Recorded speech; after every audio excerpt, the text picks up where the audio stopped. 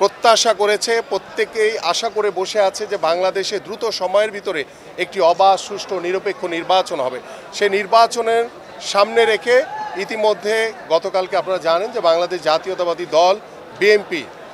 ৩০০ আসনের ভিতরে ২৩৭টি আসনের প্রার্থী ঘোষণা করেছে এবং আমাদের একটি লক্ষ্য, এবং আমাদের মাননীয় ভারপ্রাপ্ত চেয়ারম্যান জনাব তারেক রহমান ইতিমধ্যে বলেছেন যে আমরা যাকেই মনোনয়ন দিব তার পক্ষে আমরা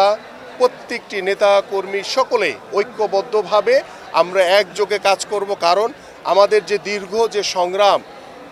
যেই বাস্তবায়ন করার লক্ষ্যে আমরা বাংলাদেশ জাতীয়তাবাদী দল ঐক্যবদ্ধ রয়েছি এবং আমরা বিশ্বাস করি বাংলাদেশের সাধারণ মানুষের দল হচ্ছে বিএনপি, এবং বিএনপি সবসময় বাংলাদেশের মানুষকে যে কল্যাণের জন্য, বাংলাদেশের মানুষের যে উন্নয়নের জন্য এবং বাংলাদেশের মানুষকে সাথে নিয়ে আমরা প্রত্যেকটি সমাজ গড়ার জন্য এগিয়ে যাব এবং বাংলাদেশের সকল মানুষকে সাথে নিয়ে আমরা আগামীতে একটি সুন্দর, শান্তিপূর্ণ এবং একটি মানবিক বাংলাদেশ গড়ার লক্ষ্য নিয়ে আমরা সেই প্রত্যয় ব্যক্ত করে আমরা প্রতি মুহূর্তে কাজ করে যাচ্ছি।